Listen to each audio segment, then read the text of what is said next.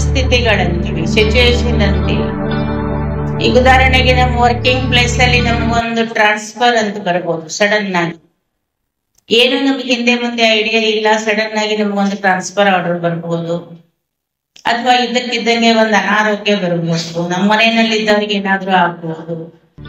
ಅಥವಾ ಏನಾದ್ರೂ ಒಂದು ಮ್ಯಾರೇಜ್ ಅಂತಹ ಒಂದು ಘಟನೆಗಳು, ಸಡನ್ ಚೇಂಜ್ ಬಂದಾಗ ನಮ್ಮ ಮೈಂಡ್ ಅದಕ್ಕೆ ಕೋಆಪರೇಟ್ ಮಾಡಲ್ಲ.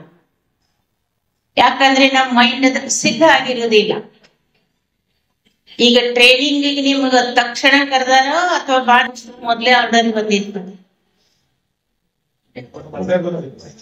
ಮೊದಲೇ ಗೊತ್ತಿತ್ತಂತ ನೀವ್ ಯಾರು ಟೆನ್ಷನ್ ನಲ್ಲಿ ಬಂದಿಲ್ಲ.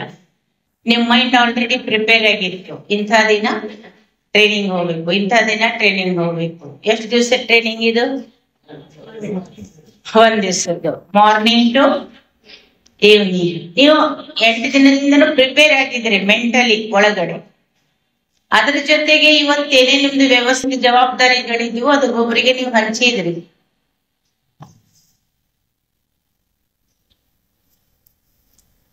ಹಾಗಾಗಿ ನಮಗೆ ಇವತ್ತು ಇಲ್ಲಿ ಬಂದು ಕೂತಾಗೆ ನಾವು ಆರಾಮಾಗಿ ಕೂತೀವಿ, ನಮ್ಗೆ ಯಾವುದೇ ಚಿಂತೆ ಇಲ್ಲ.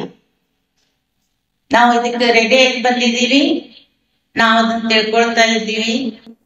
ಆಸಕ್ತಿನೂ ಇದೆ ನಿಮಗೆಲ್ಲ ಇದೆ.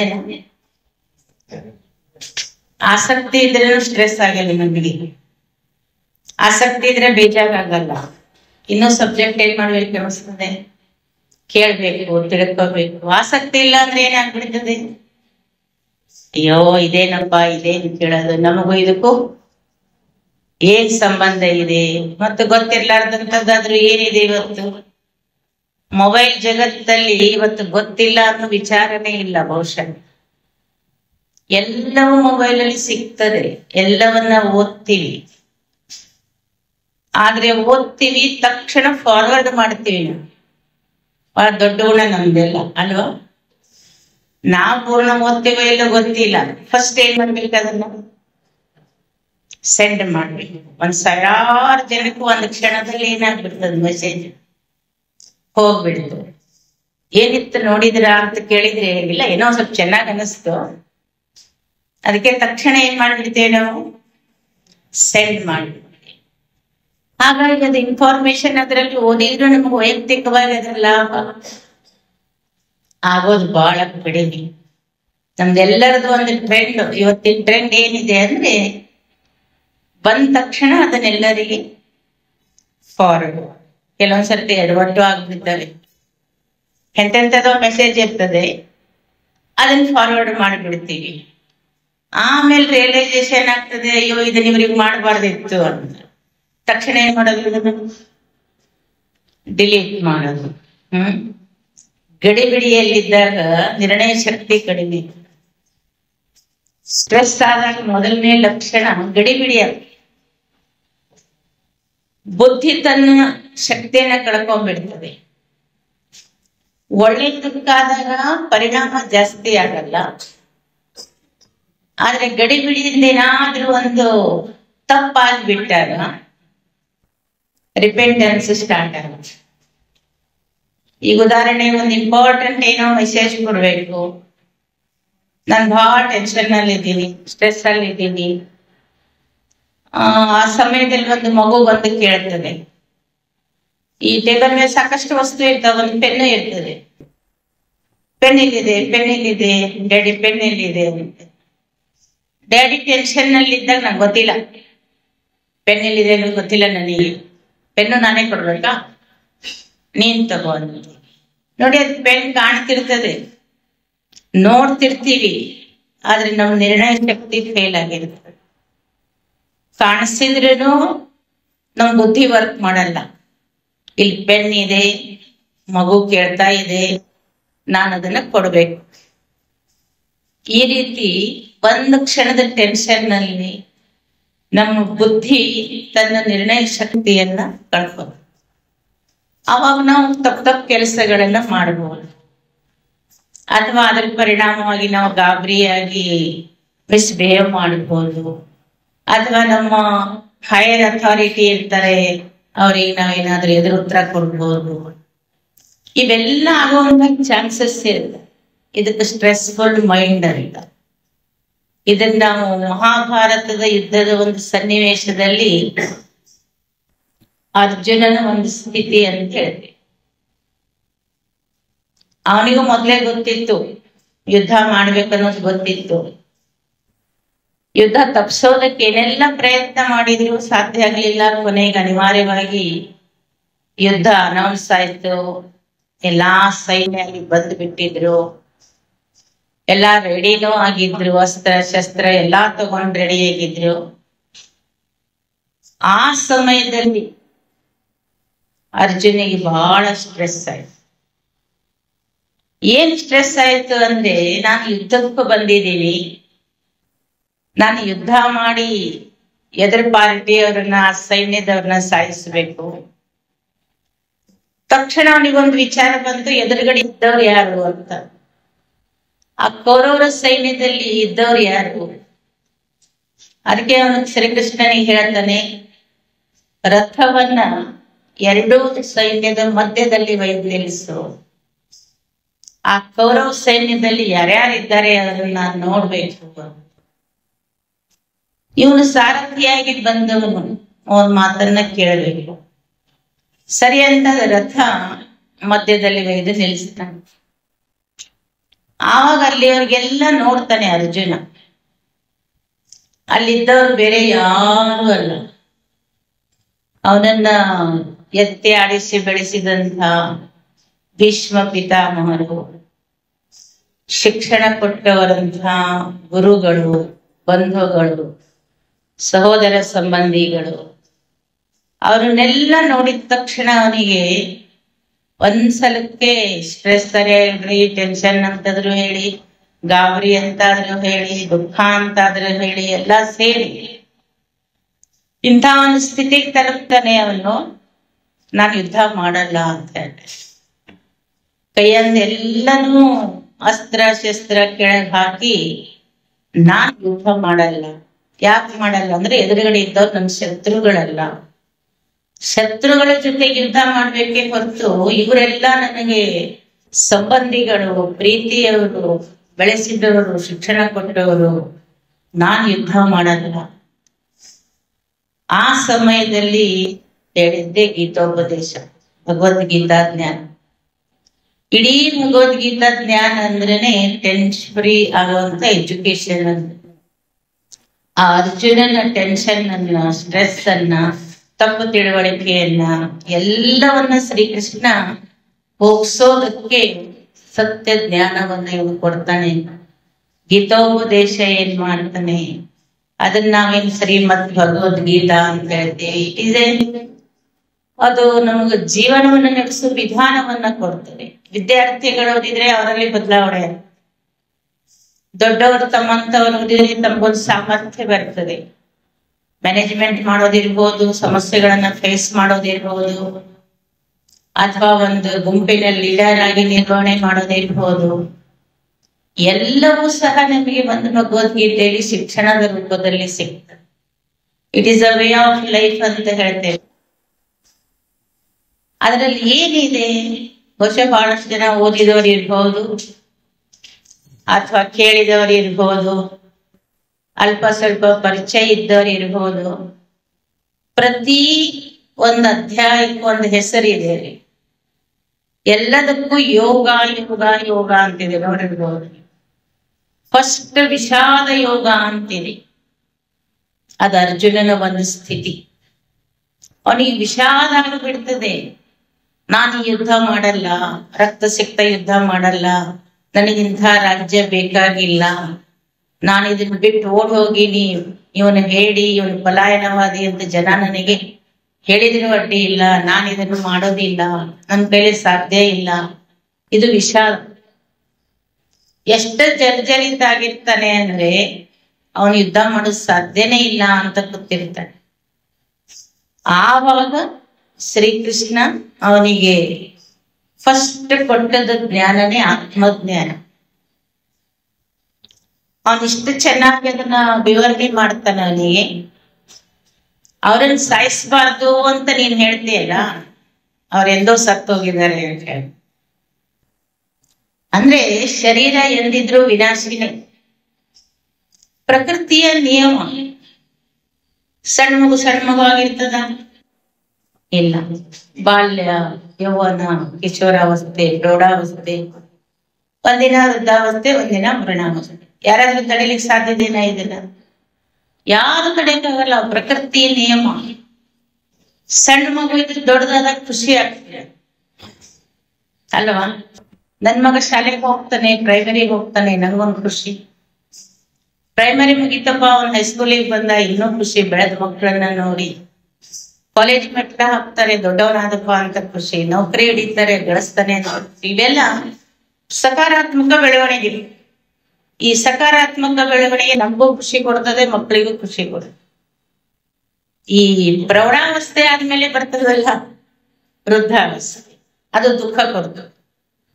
ನಾವು ಅಸಹಾಯಕರಾಗ್ಲಿಕ್ಕೆ ಶುರು ಆಗ್ಬಿಡ್ತೀವಿ. ಅದು ನಮ್ಗೆ ಇಷ್ಟ ಆಗಲ್ಲ. ಉಳಿದದ್ದನ್ನೆಲ್ಲ ನಾವು ಖುಷಿಯಿಂದ ಸ್ವೀಕಾರ ಮಾಡ್ತೀವಿ. ವೃದ್ಧಾವಸ್ಥೆ ಬಂದಾಗ ಸಮಸ್ಯೆ ಸ್ಟಾರ್ಟ್.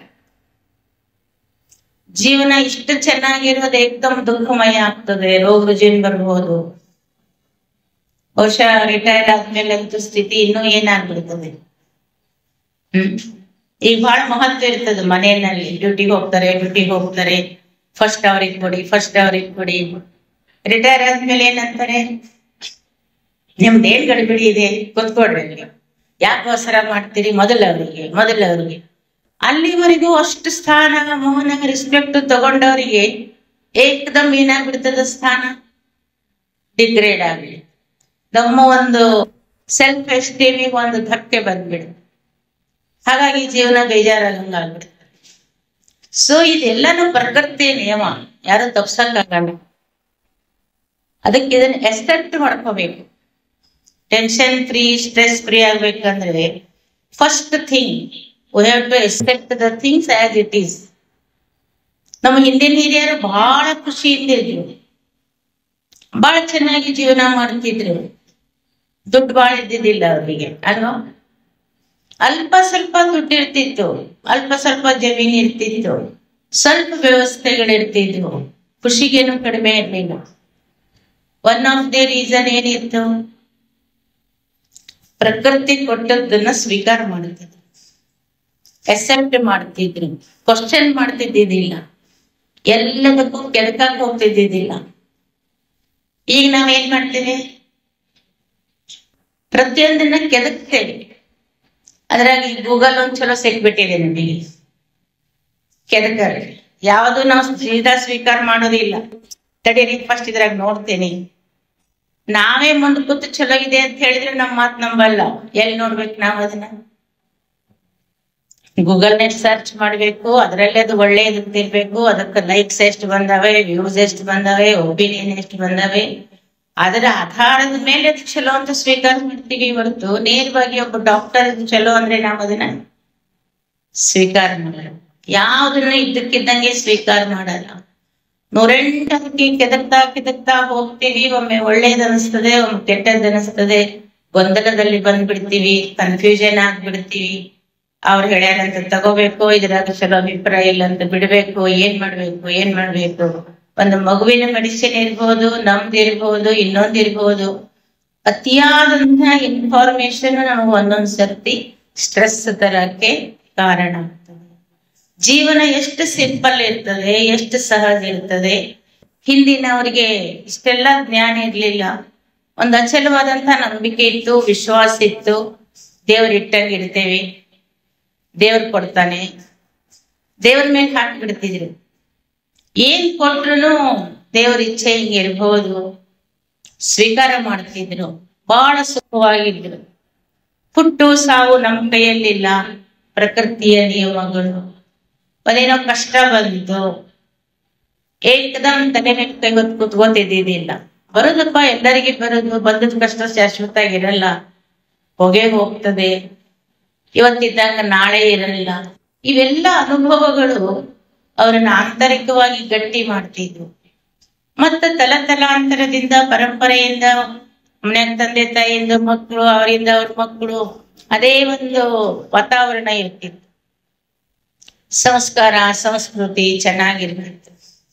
ಮಕ್ಕಳನ್ನು ಗಟ್ಟಿಯಾಗಿ ಮಾಡ್ತಿದ್ರು. ಹುಡುಗಿಯರಿಗೆ, ಅಕ್ಕಂದರಿಗೆ ಬೇಕಾದಂತ ಸಂಸ್ಕಾರ ಕೊಡ್ತಿದ್ರು. ಅವ್ರ ಭವಿಷ್ಯ ಶ್ರೇಷ್ಠ ಆಗುವಂಗ ಅವರಿಗೆ ಮಾರ್ಗದರ್ಶನ ಮಾಡ್ತಿದ್ರು. ನಾವು ಈ ಬ್ರೈನ್ ಅಲ್ಲಿ ಲೆಫ್ಟ್ ಅಂಡ್ ರೈಟ್ ಅಂತ ಅಂತೀವಿ. ರೈಟ್ ಬ್ರೈನ್ ಅಲ್ಲಿ ಸಂಸ್ಕೃತಿ, ಸಂಸ್ಕಾರ, ಕ್ರಿಯೇಟಿವಿಟಿ ಬೆಳೆಯುತ್ತೆ. ಲೆಫ್ಟ್ ಬ್ರೈನ್ ಅಲ್ಲಿ ಬುದ್ಧಿವಂತಿಕೆ. ನಮ್ಮ ಬುದ್ಧಿವಂತಿಕೆನೂ ಬೇಕು, ಸಂಸ್ಕೃತಿ ಸಂಸ್ಕಾರನೂ ಬೇಕು. ಅದ್ ಎರಡನ್ನೂ ಕೊಡೋದ್ರಿಂದ ಸಂಸಾರದಲ್ಲಿ ಏನು ತೊಂದರೆ ಇಲ್ಲದೆ ಅನ್ಯೋನ್ಯವಾಗಿ ಇವ್ರ ಕರ್ತವ್ಯ ಇವ್ರು ಮಾಡಿ, ಅವ್ರ ಕರ್ತವ್ಯ ಅವ್ರು ಮಾಡಿ, ಅದೊಂದು ಪ್ಲೆಸರ್, ಅದೊಂದು ವಿಶೇಷತೆ, ಸ್ವೀಕಾರ ಮಾಡ್ತಿದ್ರು ಅದನ್ನ. ಆಮೇಲೆ ಏನಾಯ್ತು, ರೈಟ್ ಬ್ರೈನ್ ಬೆಳಿಲಿಲ್ಲ.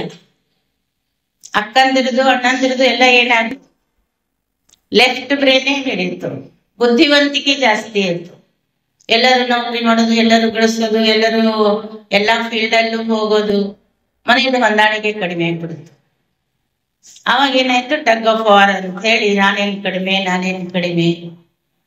ಆ ರೀತಿಯಾಗಿ ಇವತ್ತು ಮನೆಯಲ್ಲಿ ಸ್ಟ್ರೆಸ್, ಟೆನ್ಷನ್, ಅವ್ರ ಮುಖಾಂತರ ಅವ್ರ ಮಕ್ಕಳಿಗೂ ಅದೇ ಟ್ರಾನ್ಸ್ಫರ್ ಆಗ್ಬಿಡ್ತದೆ. ಅದಕ್ಕೆ ಒಬ್ರು ಬಲ್ಲವರು ಹೇಳ್ತಿದ್ರು, mother and father never fight, husband and wife fight. ಹೌದಲ್ಲ? ಮದರ್ ಅಂಡ್ ಫಾದರ್ ಬಂದಾಗ ಅಲ್ಲಿ ಜವಾಬ್ದಾರಿ ಬರ್ತದೆ. ಆ ಮಕ್ಕಳನ್ನು ಬೆಳೆಸೋ ಜವಾಬ್ದಾರಿ ಬಂದಾಗ ಫೈಟಿಂಗ್ ಕಡಿಮೆ ಆಗ್ತದೆ. ಎಲ್ಲ ಮಾಡೋದು ಮಕ್ಕಳಿಗೋಸ್ಕರ. ಹಿಂದಿನವರು ಮಕ್ಕಳನ್ನ ಬೆಳೆಸ್ಬೇಕಾದ್ರೆ ಬಹಳ ಒಳ್ಳೆ ಸಂಸ್ಕಾರ, ಸಂಸ್ಕೃತಿ ಕೊಡ್ತಿದ್ರು. ಒಬ್ಬರ ಮನೆಯಲ್ಲಿ ಹಿಂಗೆ ಜಗಳ ಆಡ್ತಿದ್ರಂತೆ. ಅವಾಗಿಂದು ಒಂದು ಇನ್ಸಿಡೆಂಟ್. ತಾಯಿ ಮಗನಿಗೆ ಅದ್ರ ಪ್ರಭಾವ ಆಗ್ಬಾರ್ದು, ಅಪ್ಪ ಬೈತಾನೆ ಅನ್ನೋದು ಮಗನಿಗೆ ಗೊತ್ತಾಗ್ಬಾರ್ದು. ಅಪ್ಪ ನನ್ನ ಅಮ್ಮಗ್ ಬೈತಾನೆ ಅಂದ್ರೆ ಅವನ ಹಿಂಸೆ ಆಗ್ತದೆ. ಅದಕ್ಕೆ ಆ ಮಗನ ಕರೆದು, ಒಂದೇನೋ ಸಾಮಾನ್ ಬೇಕು, ಸ್ವಲ್ಪ ಅಂಗಡಿ ದೂರ ಇತ್ತಂತೆ, ಇವ್ರ ದೂರವರೆಗೆ ಹಳ್ಳಿಯಲ್ಲಿ ಮನೆ, ನೀನು ಹೋಗ್ಬಿಟ್ಟು 1 kg ಸಕ್ಕರೆ ತಗೊಂಡ. ಹುಡುಗನ 8 ವರ್ಷದ ಹುಡುಗ. ಆಶ್ಚರ್ಯ ಆಯ್ತು ಅವನಿಗೆ. ಈ ಸಮಯದಲ್ಲಿ ಅಮ್ಮ ಸಕ್ಕರೆ ತರಕ್ಕೆ ಯಾಕೆ ಹೇಳ್ತಾರೆ? ಆದ್ರೂ ಮಕ್ಕಳು ವಿಧೆ ಆಯ್ತಂತ ಹೋಗಿ ತಗೊಂಡು. ಇನ್ನೂ ಗಂಡು ಬೈಯೋದು ಮುಗ್ದಿದ್ದೇ ಇಲ್ಲ. ಆ ಗಂಡು ಬೈಯೋದು ಈ ಹುಡುಗನ ಕಿವಿಗೆ ಬಿದ್ರೆ ಅವನಿಗೆ ಅಪ್ಪನ ಬಗ್ಗೆ ಏನ್ ಅನಿಸ್ತದೆ, ಅವನ್ ಏನ್ ಕಲಿತಾನೆ, ಅವನ ಸಂಸ್ಕಾರ ಏನಾಗ್ತದೆ. ಅಯ್ಯೋ ನಾನು ಮತ್ತೆ ಬಿಟ್ಟಿದ್ದೆ, ಕಾಫಿ ಪುಡಿನೂ ಇಲ್ಲ, ನೀನ್ ಕಾಫಿ ಪುಡಿನೂ ತಗೊಂಡ್ ಬಾ ಅಂತ ಮತ್ತೆ ದುಡ್ಡು ಕೊಟ್ಟು ಮತ್ತೆ ಮಗನ ಕಳಿಸ್ತಾನೆ. ಆಮೇಲೆ ಅವನು ಗೊಣಗ್ತಾ ಹೋಗ್ತಾನೆ. ಆವಾಗಲೇ ಹೇಳಿದ್ರೆ ಏನಾಯ್ತಿತ್ತು ನಮ್ಮ ಅಮ್ಮನಿಗೆ, ನನಗೆ ಮತ್ತಷ್ಟು ದೂರ ಹೋಗಿ ಅಷ್ಟು ದೂರ ಬರ್ಬೇಕು ಅಂತ ಹೋಗ್ಬೇಕು. ಆವಾಗ ಜಗಳ ಮುಗಿದಿರ್ತದೆ. ಆಮೇಲೆ ಅವನು ನನ್ಗೊಂದು ಡೌಟು, ನೀನ್ ಈಗ ಯಾಕೆ ಮಾಡಿದೆ, ಈ ಸಮಯದಲ್ಲಿ ಕಾಫಿ ಪುಡಿ ತರಕ್ಕೆ ಯಾಕೆ ಕಳಿಸಿದೆ, ಸಕ್ಕರೆ ತರಕ್ಕೆ ಯಾಕೆ ಕಳಿಸಿದೆ? ಆಮೇಲೆ ಅವ್ರ ಅಮ್ಮ ಹೇಳಿದ್ರು, ಇಲ್ಲಪ್ಪ ಏನಪ್ಪ ಹಿಂಗ್ ಮಾಡ್ತಾ ಇದ್ದಾಳ, ಆ ಶಬ್ದಗಳು ನಿನ್ ಕಿವಿಗೆ ಬೀಳಬಾರದು, ನಿಂದು ಮನಸ್ಸಲ್ಲಿ ಹಚ್ಚಬಾರದು, ಅದು ನಿನ್ ಸಂಸ್ಕಾರ ಆಗ್ಬಾರ್ದು, ಅದಕ್ಕೆ ನಾನು ನಿನ್ನನ್ನ ಕಳಿಸ್ತೀನಿ. ಇದು ಮಕ್ಕಳನ್ನ ಬೆಳೆಸುವಂತ ಒಂದು ರೀತಿ. ಈಗೇನಾಗಿದೆ, ಅದು ಈ ಟೆನ್ಷನ್, ಈ ಸ್ಟ್ರೆಸ್, ಅಲ್ಲಿ ಮಕ್ಕಳಿದ್ದಾರೆ, ಅವರಿದ್ದಾರೆ, ನಮ್ಗೇನೂ ಗೊತ್ತಾಗಲ್ಲ. ಆ ಒಂದು ಸ್ಟ್ರೆಸ್ ಇದ್ದಾಗ, ಟೆನ್ಷನ್ ಇದ್ದಾಗ ಜಗಳಾಟ ಇರ್ಬೋದು, ಅಪಶಬ್ದಗಳಿರ್ಬೋದು, ಇನ್ನೊಂದಿರ್ಬೋದು. ಮಕ್ಕಳ ಮುಂದೆನೆ ನಾವು ಅದನ್ನೊಂದು ಸರ್ತಿ ಮಾಡಿಬಿಡ್ತೀವಿ. ನಾವು ಮಕ್ಕಳಿಗೆ ಒಳ್ಳೆ ಸಂಸ್ಕಾರ ಕೊಡೋದಕ್ಕಾಗಲ್ಲ. ಅಂತ ಸಮಯದಲ್ಲಿ ಆ ಭಗವದ್ಗೀತಾ ಜ್ಞಾನದಲ್ಲಿ ಬರುವಂತೆ ಯೋಗ, ಮೆಡಿಟೇಷನ್, ಅದೇ ನಮ್ಮ ಮನಸ್ಸನ್ನ ಶಾಂತ. ಈಗ ನಮ್ಮ ಒಂದ್ಸಲ ಆರಾಮಿಲ್ಲ, ಬೇರೆ ಬೇರೆ ರೋಗಗಳು, ಕಾಯಿಲೆಗಳು ಬಂದಾಗ ನೀವು ಡಾಕ್ಟರ್ ಹತ್ರ ಹೋಗ್ತೀರಿ, ಅದಕ್ಕೊಂದು ಟ್ರೀಟ್ಮೆಂಟ್ ಹೇಳ್ತಾರೆ. ಯಾಕೆ ಈ ರೀತಿ ಸಡನ್ ಆಗಿ ಸ್ವಲ್ಪ ಹೆಚ್ಚು ಕಡಿಮೆ ಆದ್ರೂ ಶೀತ ಆಗ್ತದೆ, ಸ್ವಲ್ಪ ಹೆಚ್ಚು ಕಡಿಮೆ ಆದ್ರೂ ತಕ್ಷಣ ಜ್ವರ ಬರ್ತದೆ, ಇಫೆಕ್ಟ್ ಆಗ್ತದೆ. ಡಾಕ್ಟರ್ ಒಂದು ಮಾತು ಹೇಳ್ತಾರೆ, ಇಮ್ಯುನಿಟಿ ಪವರ್ ಕಡಿಮೆ ಆಗಿದೆ. ಯಾವಾಗ ಇಮ್ಯುನಿಟಿ ಪವರ್ ಕಡಿಮೆ ಆಗ್ತದೆ, ಹೊರಗಿನ ವಾತಾವರಣ ಇರ್ಬೋದು, ನೀರಿರ್ಬೋದು, ಕಲುಷಿತ ಆಹಾರ ಇರ್ಬೋದು, ಅದು ನಮಗೆ ಬೇಗ ಇಫೆಕ್ಟ್ ಆಗ್ತದೆ. ಅದಕ್ಕೆ ಅವ್ರು ನಮಗೆ ಮೆಡಿಸಿನ್ ಕೊಡ್ತಾರೆ, ಇಮ್ಯುನಿಟಿ ಪವರ್ ಹೆಚ್ಚು ಮಾಡಿಕೊಡ್ರಿ ಅಂತೇಳಿ. ಆ ಮೆಡಿಸಿನ್ ನಲ್ಲಿ ರೋಗ ಕಡಿಮೆ ಮಾಡೋದ್ರ ಜೊತೆಗೆ ದೇಹಕ್ಕೆ ಬಂದಂತಹ ವೀಕ್ನೆಸ್ ಹೋಗೋದಕ್ಕೆ ಅವರು ನಮಗೆ ಔಷಧಿ, ಇನ್ ಕೆಲವರು ಟಾನಿಕ್ ಕೊಡ್ತಾರೆ, ಇನ್ ಕೆಲವರು ನಮಗೆ ಆಹಾರದಲ್ಲಿ ಅದನ್ನ ತಿನ್ರಿ ಇದನ್ನ ತಿನ್ರಿ ಅಂತ ಸಜೆಷನ್ ಮಾಡಿ. ಶರೀರದ ದುರ್ಬಲತೆ ಆದಾಗ ಶರೀರಕ್ಕೆ ರೋಗಗಳು ಬರ್ತವೆ, ಕಾಯಿಲೆಗಳು ಬರ್ತವೆ, ಅದ್ರ ಇಫೆಕ್ಟ್ ನಮಗಾಗ್ತದೆ. ಕೆಲವರಿಗೆ ಹೀಟಿನ ಪ್ರಭಾವ ಆಗ್ಬಹುದು, ಕೆಲವರಿಗೆ ತಂಪಿನ ಪ್ರಭಾವ ಆಗ್ಬಹುದು. ಹಂಗೆ ಇವತ್ತು ನಮ್ಮ ಮನಸ್ಸು, ಆತ್ಮ, ಈ ದೇಹವನ್ನು ನಡೆಸುವಂತ ಒಂದು ಎನರ್ಜಿ ಏನಿದೆ, ದೇವರ ನಡೆಸುವಂತ ಒಂದು ಶಕ್ತಿ ಏನಿದೆ, ಆಧ್ಯಾತ್ಮಿಕ ಭಾಷೆಯಲ್ಲಿ ಅದಕ್ಕೆ ಆತ್ಮ ಅಂತ ಕರೀತಾರೆ. ಆಡು ಭಾಷೆಯಲ್ಲಿ ಜೀವ, ಪ್ರಾಣ, ಉಸಿರು ಅಂತ ಕರೀತಾರೆ. ಅದ್ರದ್ದು ಒಂದು ರೂಪ ಮನಸ್ಸು. ಆತ್ಮದ ಥಿಂಕಿಂಗ್ ಫ್ಯಾಕಲ್ಟೀಸ್ ಮೈಂಡ್ ಅಂತ ಹೇಳ್ತೇವೆ. ಮನಸ್ಸಂದ್ರೆ ಏನು? ವಿಚಾರ ಮಾಡುವಂತಹ ಒಂದು ಶಕ್ತಿ. ಈಗ ನಿಮ್ದೆಲ್ಲ ಮನಸ್ಸು ಇಲ್ಲೇ ಇದೆನಾ? ಮನಸ್ಸು ಇದೆನಾ? ಇಲ್ಲ, ಖಂಡಿತವಾಗಿ ಇದೆ. ಇಲ್ಲೇ ಇದೆನಾ? ಹೊರಗೆ ಹೋಗಿಲ್ವಾ? ಇಲ್ಲ. ಮನಸ್ಸು ಅಂದ್ರೆ ವಿಚಾರಗಳು. ಈ ನಾನು ಹೇಳೋದನ್ನ ಕೇಳ್ತಾ ಇದ್ದೀರಿ, ಸ್ಪಂದಿಸ್ತಾ ಇದ್ದೀರಿ ಅಂದ್ರೆ ನಿಮ್ ಮನಸ್ಸು ಇಲ್ಲೇ ಇದೆ. ಇಲ್ಲ ಅಂದ್ರೆ ಮನಸ್ಸು ಏನಾಗಿರ್ತದೆ? ನಾವಿಲ್ಲೇ ಕೂತ್ರು ಮನೆಗೋ ಇನ್ನೆಲ್ಲೋ ಹೋಗಿ ಬರ್ತದೆ. ಮನಸ್ಸು ಬಹಳ ಕುಟಿಲ ಕಳ್ಳ ಅಂತ ಹೇಳ್ತಾರೆ. ನಾವು ಜಾಗೃತರಾಗಿದ್ರು ಮನಸ್ಸು ಎಚ್ಚರವಾಗಿರ್ತದೆ.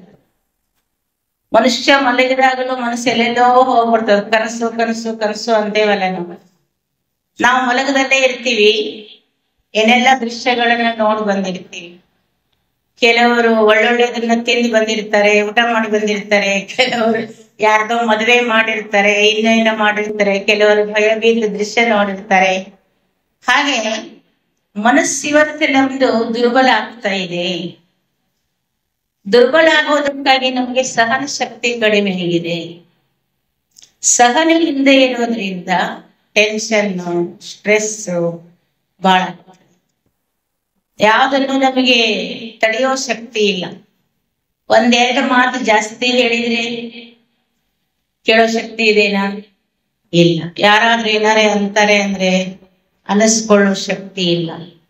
ಮಕ್ಕಳಿಗೆ ಎಕ್ಸಾಮ್ ಅಲ್ಲಿ ಒಂದೆರಡು ಮಾರ್ಕ್ಸ್ ಕಡಿಮೆ ಇದೆ ಅಂದ್ರೆ ತಂದೆ ತಾಯಿಗೆ ಸಹನೆ ಆಗೋದಿಲ್ಲ, ಮಕ್ಕಳಿಗೆ ಸಹನೆ ಆಗೋದಿಲ್ಲ, ಯಾರಿಗಾಗೋದಿಲ್ಲ. ಇವತ್ತು ಮಕ್ಕಳಿಗಿಂತಲೂ ತಂದೆ ತಾಯಿಗೆ ಏನಿದೆ ಆಶೆ ಆಕಾಂಕ್ಷೆಗಳು ಬಾಳ ಇಲ್ಲ. ಒಬ್ರು ಯಾರೋ ಒಂದ್ ಹೇಳಿದ್ರು ಉದಾಹರಣೆ, ಬಹಳ ಒಳ್ಳೆ ಎಜುಕೇಶನ್ ಕೊಟ್ಟಿದ್ರು ಹುಡುಗನಿಗೆ, ಒಂದು ಕಂಡೀಷನ್ ಹಾಕಿದ್ರಂತೆ, ನೋಡ್ ಮಗ, ಎಕ್ಸಾಮ್ ಅಲ್ಲಿ 100% ತೆಗೀಲೇಬೇಕು, ಕಡಿಮೆ ತಗೊಂಡ್ರೆ ನಾನು ಮನೆಗೆ ಸೇರ್ಸಲ್ಲ ಅಂತ ಹೇಳಿದ್ರೆ. ಆ ಹುಡುಗ ಎಕ್ಸಾಮ್ ಬರದ, ರಿಸಲ್ಟ್ ಬಂತು 96 ಆಗಿದೆ. ಎಷ್ಟು ಪರ್ಸೆಂಟ್ ಕಡಿಮೆ? 4% ಕಡಿಮೆ. ಚಿಂತೆ ಆಗ್ಬಿಡ್ತು ಹುಡುಗನಿಗೆ. 4% ಕಡಿಮೆ ಇದೆ, ಇನ್ನು ನಮ್ಮ ಅಪ್ಪ ಮನೆಗೆ ಹೋದ್ರೆ ಸೇರಿಸ್ತಾನೆ, ಸೇರಿಸಿದ್ರೆ ಏನ್ ಮಾಡ್ತಾನೆ? ಏನಾದ್ರೂ ಪನಿಷ್ಮೆಂಟ್ ಕೊಡ್ತಾನೆ, ಹಾಗೆ ಮಾಡ್ತಾನೆ, ಹೀಗ್ ಮಾಡ್ತಾನೆ. ನನ್ಗೆ ಬೇಡ, ಮನೆ ಬೇಡ, ನಾನು ಹೋಗ್ಬಿಡ್ತೇನೆ ಅಂತ ಹೇಳಿ ಅದನ್ನ ಹಳ್ಳಿ ಮನೆ ಒಂದಿನ ಬಾವಿ ಇತ್ತಂತೆ, ಆ ಬಾವಿ ಹತ್ರ ಹೋಗಿ ನಾನು ಜೀವ ತೆಕ್ಕೊಳ್ತೇನೆ ಅಂತ ನಿಂತು ಬಿಟ್ಟಿದ್ದೆ ಹುಡುಗ. ಯಾಕೆ? 4 ಮಾರ್ಕ್ಸ್ ಕಡಿಮೆ ಇದೆ, 4 ಮಾರ್ಕ್ಸ್ ಕಡಿಮೆ ಇದೆ, ಮನೆಗೆ ಹೋದ್ರೆ ನಮ್ಮ ಅಪ್ಪ ಹೀಗ್ ಮಾಡ್ತಾನೆ. ಆ ಕಡೆಯಿಂದ ಇನ್ನೊಂದು ಹುಡುಗ ಬಂದ. ಅವನು ಬಹಳ ಖುಷಿಯಿಂದ ಬರ್ತಾ ಇದ್ದ. ಹಾರಾಡ್ಕೊಂಡು ನಗಾಡ್ಕೊಂಡು ಇವನು ನೋಡಿ ಯಾಕೆ ಇಲ್ಲಿ ನಿಂತಿದೀಯಾ? ಇಲ್ಲ, ನಂದು ಮಾರ್ಕ್ಸ್ ಇಷ್ಟಿದೆ. ನಮ್ಮಪ್ಪ ಮೊದ್ಲೇ ಹೇಳ್ಬಿಟ್ಟ ನನಗೆ 300 ಆಗ್ಬೇಕು, 4% ನಂದು ಕಡಿಮೆ ಇದೆ, ಅದಕ್ಕೆ ನಮ್ಮ ಮನೆಯಲ್ಲಿ ಹೋಗಲ್ಲ. ಹೌದಾ? ನಮ್ಮಪ್ಪ ನನಗೇನು ಹೇಳಿ, ನೀನು ಪಾಸರೇ ಆಗು, ಫೇಲರೇ ಆಗು, ನನಗೇನು ನಿಂದ ಚಿಂತೆ ಇಲ್ಲ ಅಂತ ಹೇಳ್ಬಿಟ್ಟಾನೆ. ನನಗೆ 4% ಬಂದಿದೆ. ನಾನು 4% ನಿನಗೆ ಕೊಡ್ತೀನಿ, ನೀನ್ ಅದನ್ನ 100% ಮಾಡಿಕೊಂಡು ನಿಮ್ಮ ಅಪ್ಪನಿಗೆ ತೋರ್ಸು. ನೋಡಿ, ಹಿಂಗಿದೆ ಪರಿಸ್ಥಿತಿ. ಮಕ್ಕಳ ಸ್ಥಿತಿ ಏನಿದೆ ಏನಿಲ್ಲ ನಾವು ನೋಡೋದಿಲ್ಲ. ಮಕ್ಕಳಿಗೊಂದು ಕಂಡೀಷನ್, 2% ಕಡಿಮೆ ಆದ ತಕ್ಷಣ ಅಯ್ಯೋ ನಾನು ಯಾಕೆ ಮುಖ ತೋರಿಸ್ಲಿ, ಮುಖ ತೋರಿಸ್ಲಿ. ಈ ಅತಿಯಾದಂತಹ ಅಂಬಿಷಸ್ ಇರೋದು, ಅತಿಯಾದಂತಹ ಮಹತ್ವಾಕಾಂಕ್ಷೆಗಳು, ಮಕ್ಕಳ ಮೇಲೆ ಒಂದ್ ರೀತಿ ಹೇರಿಕೆ ಅನ್ನೋದು, ಮಕ್ಕಳಿಗೂ ಪ್ರೆಷರ್, ತಂದೆ ತಾಯಿಗೂ ಪ್ರೆಷರ್. ನಾವಾಗಿ ಕೊಂಡು ತಂದಂಥದ್ದು ಇವೆಲ್ಲ, ನಾವಾಗಿ ಮಾಡ್ಕೊಂಡಂತ ಸಮಸ್ಯೆಗಳಿದೆ. ನಮ್ಮ ಮಕ್ಕಳ ಬುದ್ಧಿಮಟ್ಟ ಎಷ್ಟಿದೆ, ಅವನ್ ಪರ್ಸೆಂಟೇಜ್ ಮಾಡೋದು ಮುಖ್ಯ ಅಲ್ಲ, ಮಾರ್ಕ್ಸ್ ತೆಗೆಯೋದು ಮುಖ್ಯ ಅಲ್ಲ. ಅದು ಒಂದು ಪಾರ್ಟ್, ವಿದ್ಯಾರ್ಥಿ ಜೀವನದ ಒಂದು ಪಾರ್ಟ್. ಇವತ್ತು ಮಾರ್ಕ್ಸ್ ಇಲ್ಲದೆ ಅಥವಾ ಬುದ್ಧಿವಂತಿಕೆ ಇಲ್ಲದೆ ಯಾರು ಜೀವನದಲ್ಲಿ ಮುಂದೆ ಹೋಗೋದಿಲ್ಲ, ಅದು ಓಕೆ. ಅದಕ್ಕಿಂತಲೂ ನನ್ನ ಮಗ ಒಳ್ಳೆಯವನಾಗ್ಲಿ, ಚಾರಿತ್ರ್ಯವಂತನಾಗ್ಲಿ, ಚೆನ್ನಾಗಿರ್ಲಿ, ಆರೋಗ್ಯದಿಂದಿರ್ಲಿ, 4 ಜನ ಸ್ನೇಹಿತರನ್ನು ಹಚ್ಚಿಕೊಂಡು ಚೆನ್ನಾಗಿರ್ಲಿ, ಈ ಒಳ್ಳೊಳ್ಳೆ ಮೌಲ್ಯಗಳಾಗ್ಲಿ, ಅವನು ಗುಣ ನಡತೆ ಚೆನ್ನಾಗಿರ್ಲಿ ಅಂತ ನಾವು ಬಯಸ್ಬೇಕೇ ಹೊರತು ಮಾರ್ಕ್ಸ್ನು ಬರ್ಲಿ, ಇದ್ರ ಜೊತೆಗೆ ಅದು ಬರ್ಲಿ, ಅವನ ಸಾಧನೆನೂ ಮಾಡ್ಲಿ, ಜಾಸ್ತಿ ಮಾರ್ಕ್ಸ್ ತಗೊಳ್ಳಿ. 1-2% ಕಡಿಮೆ ಅಂದ್ರೆ ಏನಾಗ್ತದೆ ಅದರಿಂದ? ಬಹುಶಃ ಎಲ್ಲರೂ ಒಂದು ಮೋಟಿವೇಶನಲ್ ಸ್ಪೀಚ್ ಅಲ್ಲಿ ಹೇಳ್ತಾರೆ, ಇವತ್ತು ಸಾಧನೆ ಮಾಡಿದಲ್ಲ, SSLC ಫೇಲ್ ಆದವರು, ಕಾಲೇಜಿಗೆ ಹೋಗದೆ ಇದ್ದವರು, ಶಾಲೆಯಲ್ಲಿ ಅಷ್ಟಕ್ಕೆ ಇದ್ದವರು, ಸಾಧಾರಣ ಬುದ್ಧಿಮಟ್ಟದವರು ಎಷ್ಟು ಸಾಧನೆ ಮಾಡಿದ್ದಾರೆ ಇವತ್ತು. ಸಾಧನೆಗೆ ಯಾವುದೂ ಅಡ್ಡಿ ಆಗುದಿಲ್ಲ, ವ್ಯಕ್ತಿತ್ವ ಬೆಳೆಸೋಕೆ ಯಾವುದೂ ಅಡ್ಡಿ ಆಗೋದಿಲ್ಲ. ಅದು ಒಂದು ಬೇಕು, ಅದರಿಂದ ಅಚೀವ್ ಮಾಡಿದವರು ಇದ್ದಾರೆ. ನಮ್ಮ ಮಗನ ತೋರಿಸ ಸಾಮರ್ಥ್ಯ ಇದ್ರೆ ಅವ್ನು ಅಚೀವ್ ಮಾಡ್ಲಿ, ನಾವ್ ಅದನ್ನ ಬಯಸೋದೇನು ತಪ್ಪಲ್ಲ. ಆದ್ರೆ ಅದು ಒಂದು ಹೇರಿಕೆ ಆಗ್ಬಾರ್ದು. ಅದೇ ರೀತಿ ಮಕ್ಳು ಏನಾದ್ರೂ ಚಾಯ್ಸ್ ಮಾಡ್ಕೊತಿರ್ತಾರೆ. SSLC ಆದ್ಮೇಲೆ ಸೈನ್ಸ್ ಆರ್ಟ್ಸ್ ಅಂತ ಚಾಯ್ಸ್ ಮಾಡ್ಕೊತಾರೆ.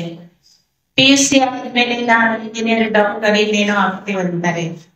ಈಗ ಸ್ವಲ್ಪ ಬದಲಾವಣೆ ಬಂದಿದೆ ತಂದೆ ತಾಯಿಯಲ್ಲಿ, ಮಕ್ಕಳಿಗೆ ಇಂಟ್ರೆಸ್ಟ್ ನೋಡಿ ಕಲಿಸ್ತಾರೆ.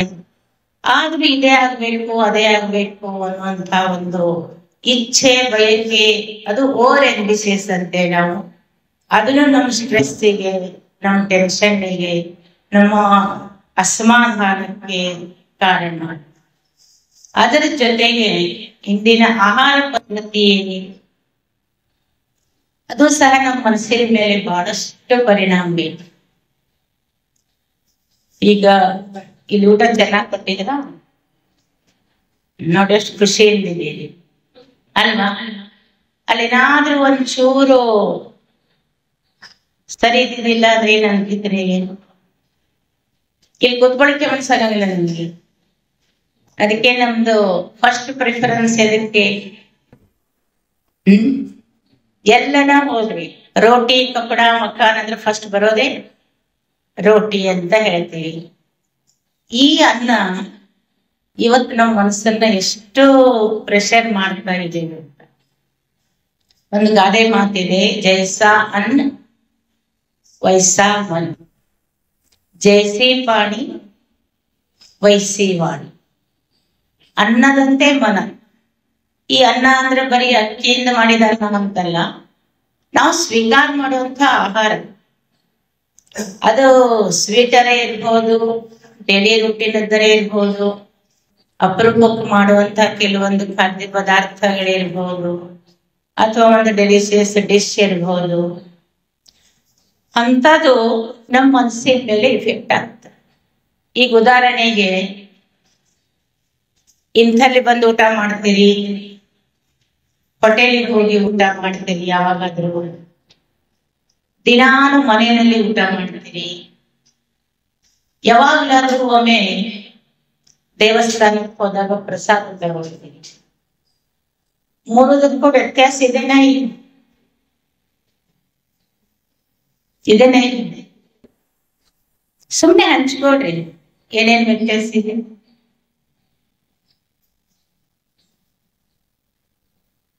ಹೋಟೆಲ್ನಾಗ ತಿಂದು ಬಂದಾಗ ಏನಾಗ್ತದೆ? ಸುಮ್ನೆ ಪ್ರಾಮಾಣಿಕವಾಗಿ ಆ ಹೊತ್ತಿಗೆ ಮಾತ್ರ ಕ್ಷಣಿಕ ತಿಂದು ಬಂದಾಗ ಖುಷಿ. ಆಮೇಲೆ ನಮಗೆ ನೆನಪಾಗ್ತಿರ್ತದೆ, ಇವತ್ತು 200 ರೂಪಾಯಿ ಹೋಯ್ತು, 300 ರೂಪಾಯಿ ಹೋಯ್ತು, 50 ರೂಪಾಯಿ ಹೋಯ್ತು ಅಲ್ವಾ?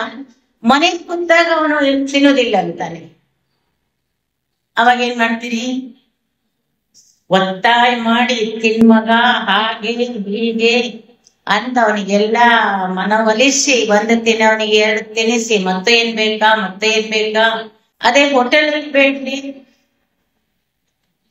ನೋಡಿ ಎಷ್ಟು ವ್ಯತ್ಯಾಸ ಇದೆ.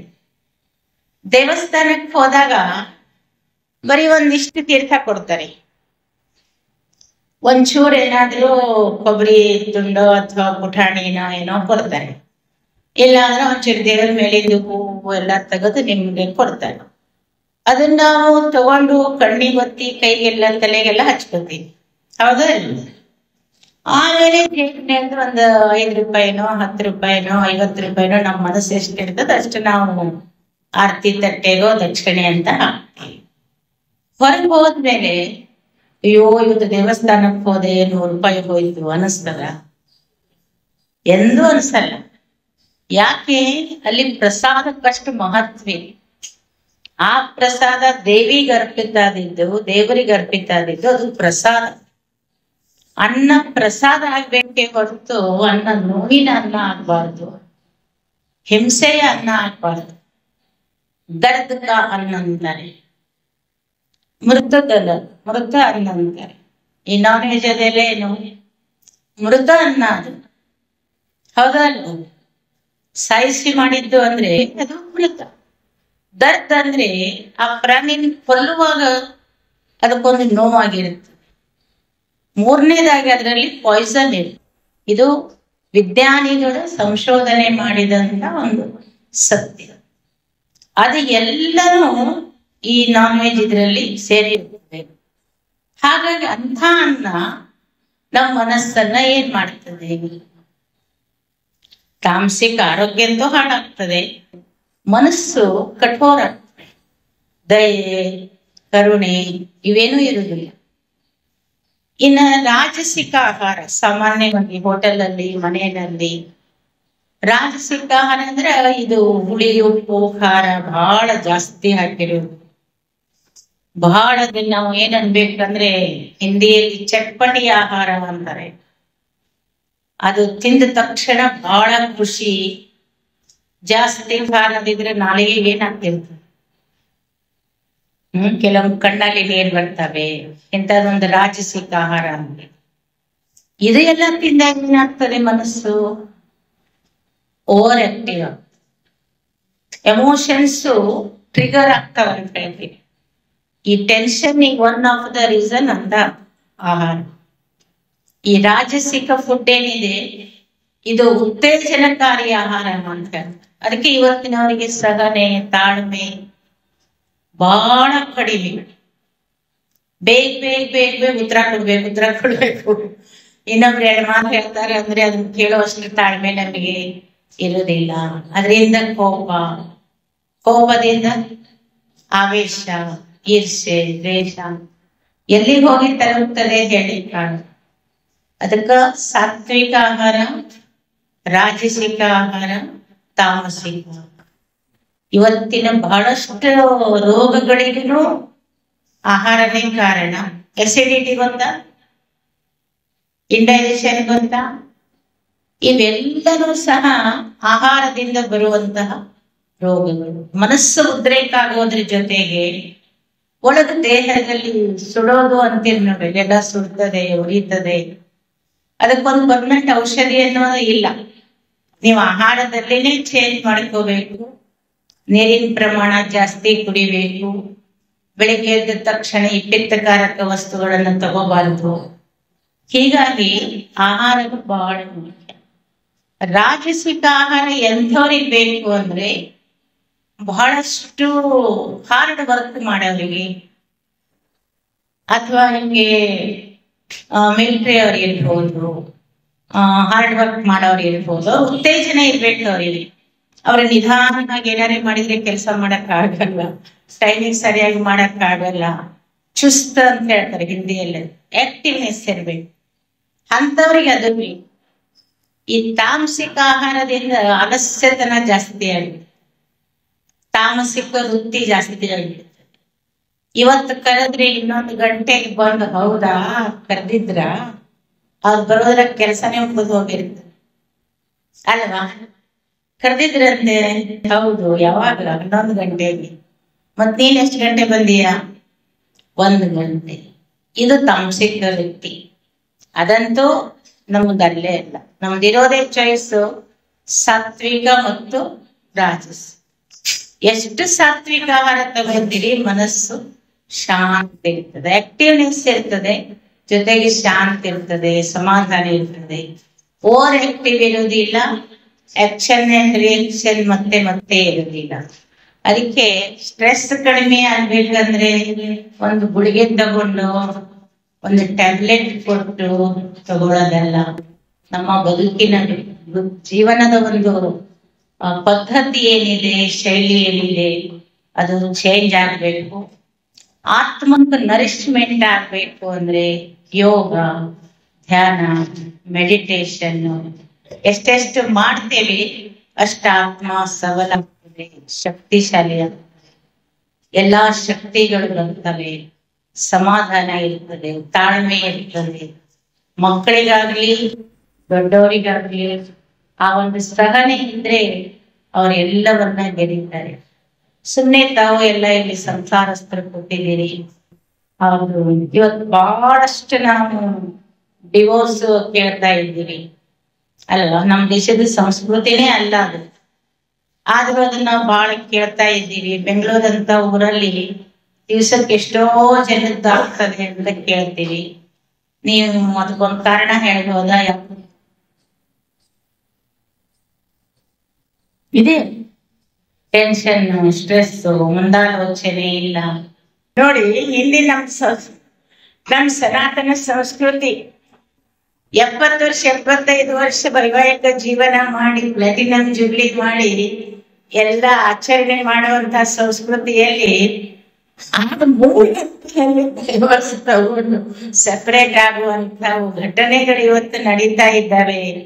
ಇನ್ನೊಂದು ಇದರಲ್ಲಿ ಅವನಿಗೆ ಫ್ಯಾನ್ ಬೇಕಂತ ಆಕೆಗೆ ಫ್ಯಾನ್ ಬೇಡ ಅಂತ, ಅದಕ್ಕೆ ಡೈವರ್ಸ್. ಇದು ಪ್ರಾಕ್ಟಿಕಲ್ ಆಗಿ ಈ ನಮ್ಮ ವಿಶಾಲ ಮನೋಭಾವನೆ ಇಲ್ಲ, ತಿಳುವಳಿಕೆ ಇಲ್ಲ, ಪ್ರೆಸ್ಟೀಜ್ ಹೆಚ್ಚಾಗ್ತದೆ. ನಾನಂದದೇ ಕರೆಕ್ಟು. ಈ ಒಂದು ಎಗೋ ಏನಿದೆ, ಅಹಮಿಕೆ ಏನಿದೆ, ಅದು ನಮ್ಮ ತಿಳುವಳಿಕೆ ಬುದ್ಧಿಮಟ್ಟ ಕಡಿಮೆ ಮಾಡಿದಾಗ ಅಡ್ಜಸ್ಟ್ಮೆಂಟ್ ಇರೋದಿಲ್ಲ, ಏಕತೆನೇ ಇರೋದಿಲ್ಲ, ಕ್ಷಮೆನೇ ಇರೋದಿಲ್ಲ, ತಾಳ್ಮೆನೇ ಇರೋದಿಲ್ಲ.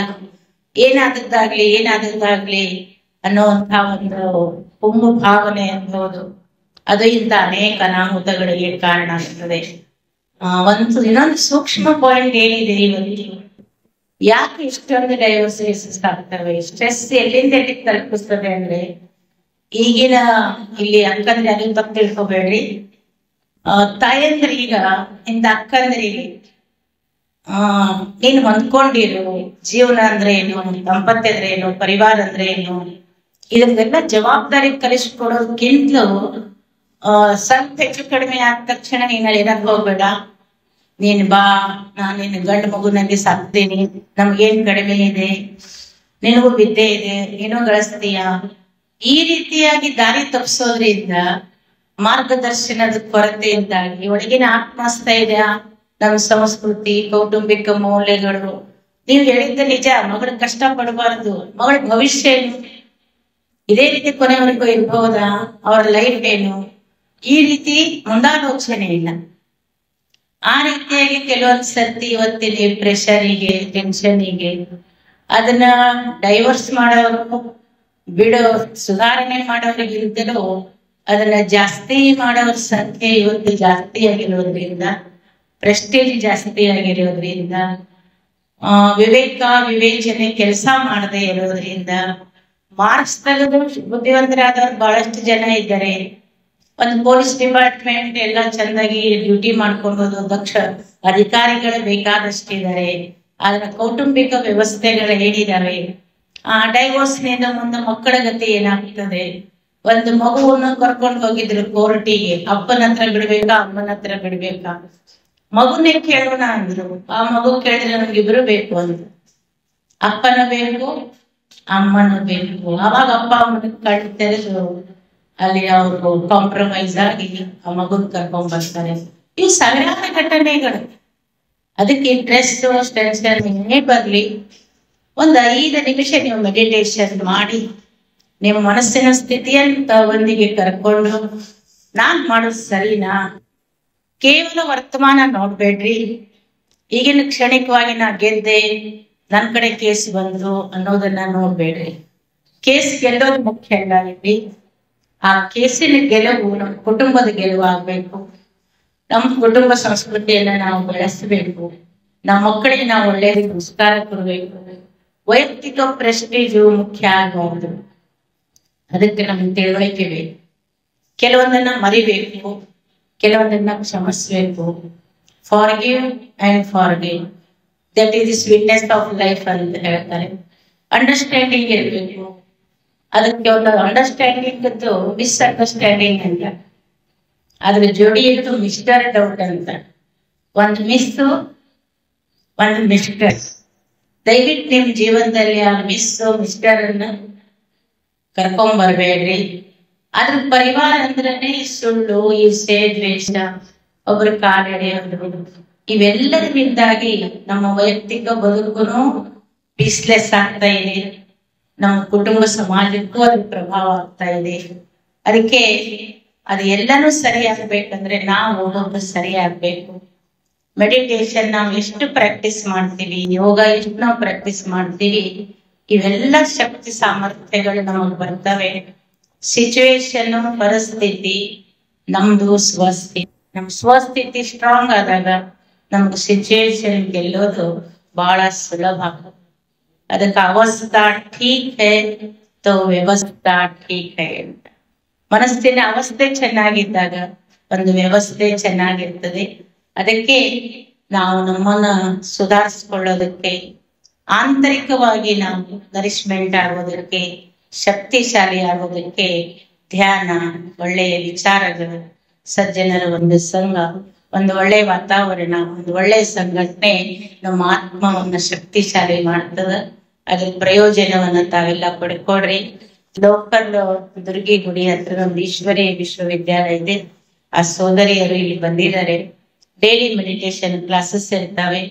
ತಾವೆಲ್ಲ ಇದೇ ಊರವರಾದ್ರೆ ಅಥವಾ ಆಜುಬಾಜು ಹಳ್ಳಿಯವರಾದ್ರೂ ಸಹ ತಾವು ಬಂದು ಅದರ ಲಾಭ ತಗೊಳ್ಳಿ. ಎಲ್ಲಾ ಕಡೆನೂ ನಮ್ದು ಸೇವಾ ಕೇಂದ್ರ ಇದ್ದಾವೆ. ಫ್ರೀ ಆಗಿ ತಮಗೆ ಆತ್ಮ ಬಲವನ್ನ ಮಾಡ್ಕೊಳ್ಳೋದಕ್ಕೆ, ಆತ್ಮ ನಿರ್ಭರ ಮಾಡೋದಕ್ಕೆ, ಆತ್ಮ ಸ್ಥೈರ್ಯ ಬೆಳೆಸೋದಕ್ಕೆ ಟ್ರೈನಿಂಗ್ ಇರ್ತದೆ, ಕೋರ್ಸ್ ಇರ್ತದೆ, ಮಾರ್ಗದರ್ಶನ ಇರ್ತದೆ. ಅದನ್ನ ಮಾಡಿ ನಮ್ಮ ಭವಿಷ್ಯನೂ ಉಜ್ವಲ ಆಗ್ಲಿ. ಹೊಸ ವರ್ಷ ಹತ್ರ ಬರ್ತಾ ಇದೆ, ಕೊನೆ ತಿಂಗಳಲ್ಲಿದ್ದೀವಿ. ತಮ್ಗೆಲ್ಲರಿಗೂ ಹೊಸ ವರ್ಷದ ಶುಭಾಶಯಗಳ ಜೊತೆಗೆ ಭಗವಂತ ತಮ್ಗೆಲ್ಲ ಆಯುಸ್ಸು, ಆರೋಗ್ಯ, ನೆಮ್ಮದಿ ಕೊಡ್ಲಿ. ತಮ್ಮೆಲ್ಲ ಇಚ್ಛೆಗಳು ಈಡೇರ್ಲಿ. ಅವಕಾಶಕ್ಕೋಸ್ಕರ ಸಂಘಟಕರಿಗೆ, ನಮ್ಮನ್ನಲ್ಲಿಂದ ಕರೆಸಿರೋದಕ್ಕೆ ನಮ್ಮ ಆತ್ಮೀಯ ಸೋದರಿ ಅನ್ಸೇರ್ಪನವರಿಗೆ, ತಾವೆಲ್ಲರೂ ಸಹ ಚೆನ್ನಾಗಿ ಕೇಳಿರೋದು, ಸ್ಪಂದಿಸಿರೋದ್ರಿಂದ ತಮಗೆ ಇದಕ್ಕೆಲ್ಲ ಕಾರಣೀಭೂತಂತ ಭಗವಂತನಿಗೆ, ಪರಮಾತ್ಮನಿಗೆ ವಂದನೆಗಳನ್ನು ಸಲ್ಲಿಸಿ ಮಾತು